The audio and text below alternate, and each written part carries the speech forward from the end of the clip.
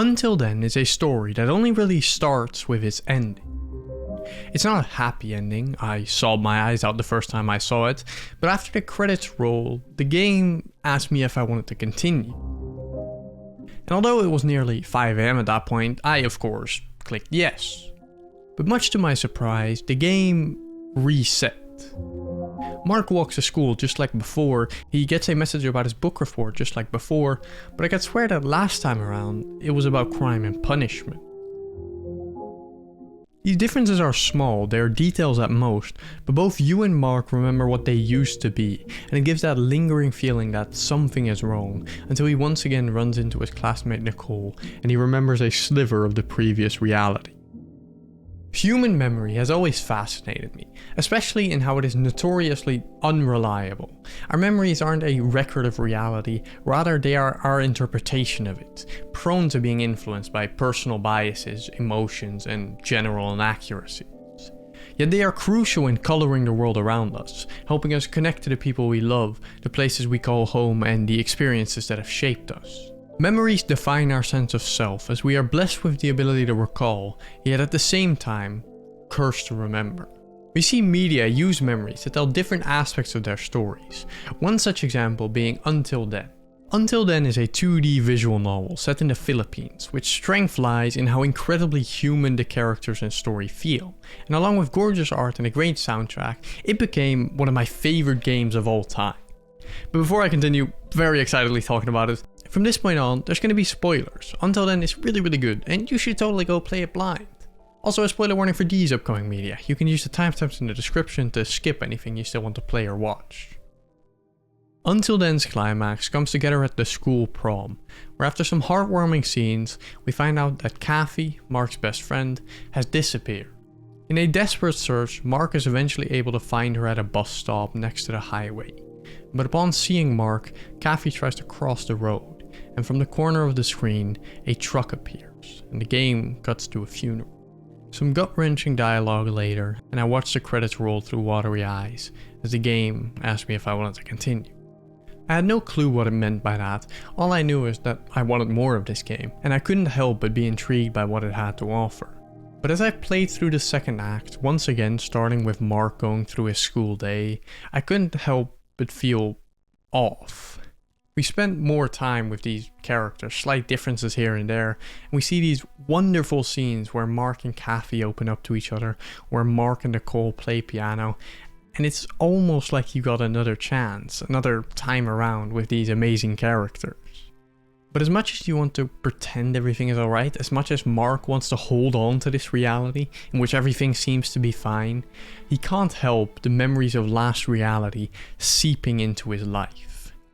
Because whether it be through remembering the wrong theme for his art project, or him feeling like he already knows Nicole, Mark can't shake this unnerving feeling that something is wrong. Though, like something on the tip of his tongue, he can never reach out and grasp it, never able to fully remember. We see Mark struggle to cope with these differences, as he still feels the emotions of the memories without realizing why. And as prom night once again rolls around, the anxiety sets in. Mark doesn't fully remember what happened, but he knows something is wrong, and he tries to warn Kathy. But in doing so, he only scares her away as they once again meet at the bus stop, where history repeats itself. But even this is not the true ending of the game, as reality keeps on resetting and Mark keeps on remembering. Cursed to remember Kathy, cursed to remember that he failed to save her, the memory stuck in the back of his mind forever, in a similar way to Sonny from the game OMORI.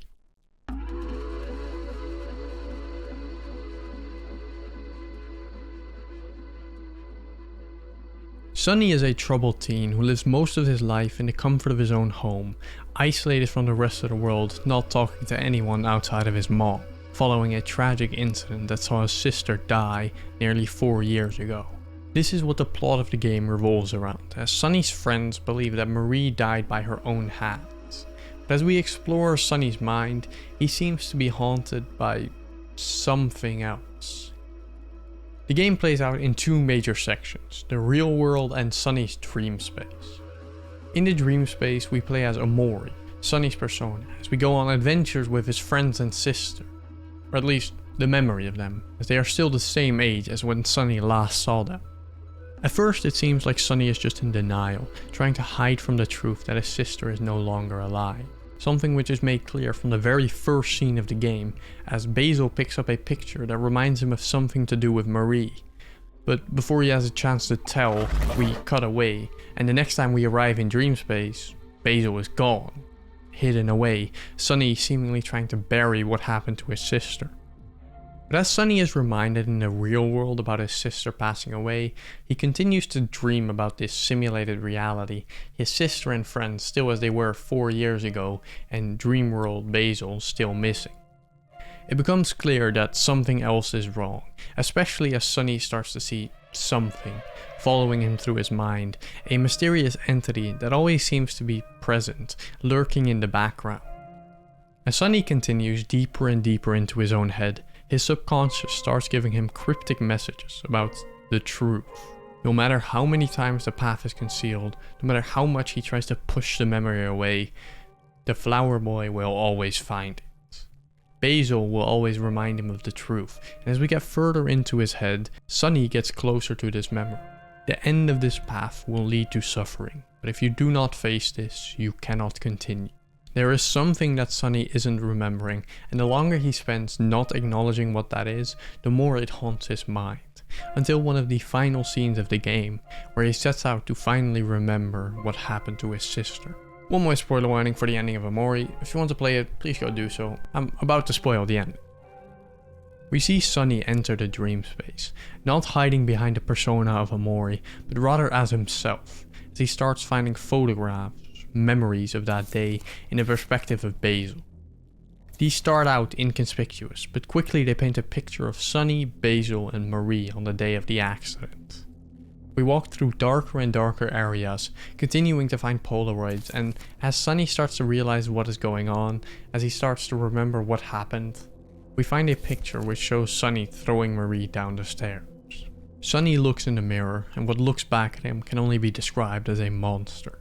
Marie gets carried to the backyard where Basil and Sunny try to cover up what they did, and in that final time looking back, in the last view Sunny ever gets of his sister, something is burned into his memory. Cursed to remember. OMORI is a game about grief and trauma. The memory of the accident shapes the story as we explore Sunny's mind and see how he desperately tries to push it away. Though he does not succeed, something keeps appearing in his mind, and as his subconscious tells him, many adventures have led him to the truth, and it is impossible to truly wash it away. However uncomfortable it may be, Sunny ultimately chooses to recall the truth and tell his friends, helping himself and them to finally move on. But what if someone doesn't? What if a character decides to never face their reality, as they decide to rewrite their past, trapping them in their own memory? You'd probably get something like this guy, from the movie Memento.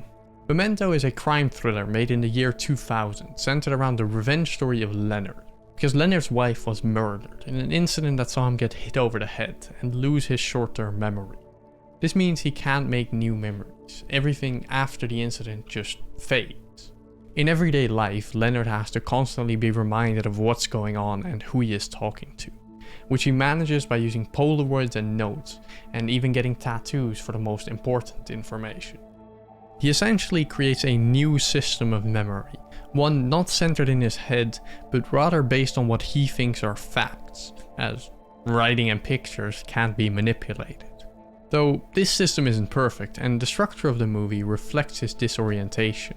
As the movie plays out backwards, the story progressing in reverse, every new scene showing how the previous one started. This helps immerse you into his mindset, as Leonard and you as the viewer have to quickly adapt to what is going on, clutching at the straws of his notes and final few memories to tell about the world. We see Leonard struggle with his final memory, because the last thing he remembers is his wife, dying, burned into his brain forever. And with nothing else to build on, this memory defines his life as he sets out to get revenge for his wife, trying to find and kill the John G who murdered her, making it the only goal he has. Although, if he succeeded in his search, he wouldn't recall actually finding the guy, let alone killing him. 5 minutes later it would be like nothing ever happened. In fact, intercut with the normal scenes, we also get a more linear viewing of black and white scenes, where Leonard is talking to someone on the phone. At one point he stops picking up the phone and a picture is slid under the door, which shows him bloodied up, smiling from ear to ear, showing that a scenario like this has actually already happened.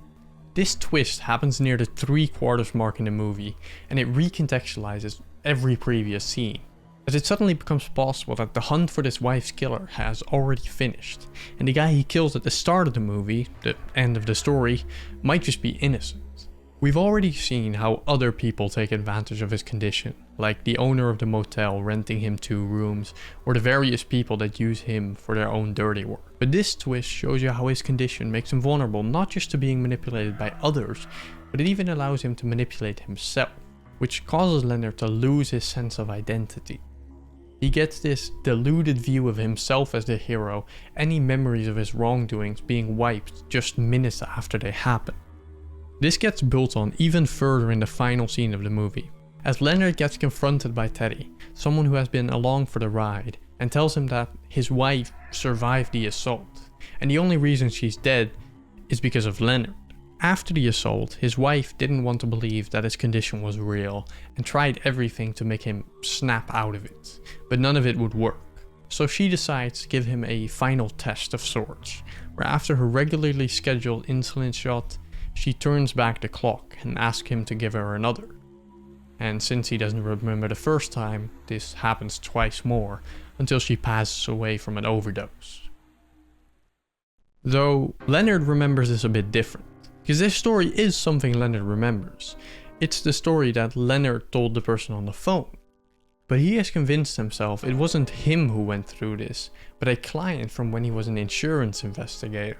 According to Teddy, this client, Sammy Jankis, faked his condition to get some insurance money, and he never even had a wife. Leonard's reaction to this news reveals that his memory loss only enables his more dangerous side, as we see him change the memory in real time, making even the recollection he has from before the accident unreliable. Leonard doesn't want to accept reality, and in his denial, he decides to rewrite his own past. He chooses to misremember, writing down "don't believe his lies" on the back of Teddy's picture, marking him as the next target. As Teddy tells him, Leonard cannot remember who he has become. All he knows is who he was. His name, his childhood, his past are all that remain. Which, funnily enough, is almost the exact opposite of Sifrin from the time loop game In Stars and Time. That's right, I found another way to talk about it. Because as opposed to Leonard, Sifrin doesn't have a recollection of anything from their past. Everything except the last few years have been wiped from their memory. We join him and his friends as their journey to save the world is almost over. They have traveled all over the continent, eventually ending up with a group of people from diverse backgrounds and cultures. And as they progress through the House of the King, we learn a lot about their different behavior and customs. Every character rich with influence of their past, their manners shining through every little thing they do. Except, of course, for Sifrin. As the time loops progress, it gets revealed that the country where they are from disappeared, with all the memories associated. No one from the outside could remember what exactly happened, not the name of the country, nor any of the details surrounding it. But for people who were from the country, it meant that everything they had ever known disappeared from their recollection. They just woke up one day on the coast of Vogard, the memory of all they had ever known, gone. Their past, their family, their name, the language they spoke, the alphabet they wrote with, the culture and beliefs, the very name of their country. None of it rings any bells anymore. As the king puts it, his entire identity erased. We see Sifrin struggle with this reality, as he feels like less of a human. No home or memories to recall. He sees his friends reminisce about their beliefs, about how it used to be back home, and he feels scared to forget them. Scared that they will forget him. Because if you forget something like your parents' name, or if you had siblings, or what you used to be like as a person, how could you ever remember your friends? The longer Sifrin is stuck in these same 2 days, the more they start forgetting. They don't remember how long they have been stuck. Anything that has happened before the loops has become a blur. But what he does remember is everything that the rest does not. He's cursed to remember the fights with the king. He's cursed to remember his friends dying. Cursed to remember having to reset over and over again. Similar to Mark from Until Then. Because as Until Then's story progresses, hundreds of realities pass by, and Mark keeps remembering, keeps trying to save Kathy. This memory torments him across literal time and space, but along with the memories of Kathy dying, Mark recalls the time with Nicole. They recall him bumping into her in the hallway and the complete lifetimes they spent together, blessed with these memories from lives in the past. Throughout this essay, we've seen how memory shapes identity. We rely on memory to define who we are. It connects us to the people we love, the places we call home, and the experiences that shape us. Blessed with the ability to recall, yet cursed to remember. But as we can see through OMORI and Until Then, even the things we wish to forget, the things we're cursed to carry along, can help us move on and force us to learn from our mistakes. And as Leonard is blessed to forget his wrongdoings, he's doomed to repeat his cycle of vengeance. Sifrin shows us what happens when we don't remember, creating this fascinating scenario that I haven't been able to fully get out of my head since I played it. Because just imagine, tomorrow morning you wake up and similarly to Sifrin, you find out you have forgotten nearly everything. You remember the language you speak and how to control your body, but you can't recall anything else. The people around you, any events in the world, and most importantly, anything about yourself as a person, none of it rings any bells. You might have people close to you to tell you your name, your hobbies, and share stories about how you used to be, but none of them will be able to paint the full picture. None of them will be able to tell you your own thoughts. And I wonder if, at this point, would you still be the same person? You can't be exactly the same, of course, but on a macro scale, would you have the same morals, feel the same passion for the things you love? Would you react to politics, to current world events in the same way? Or further on a micro scale, would you enjoy the same games, the same movies, enjoy being around the same people? Would you still be you?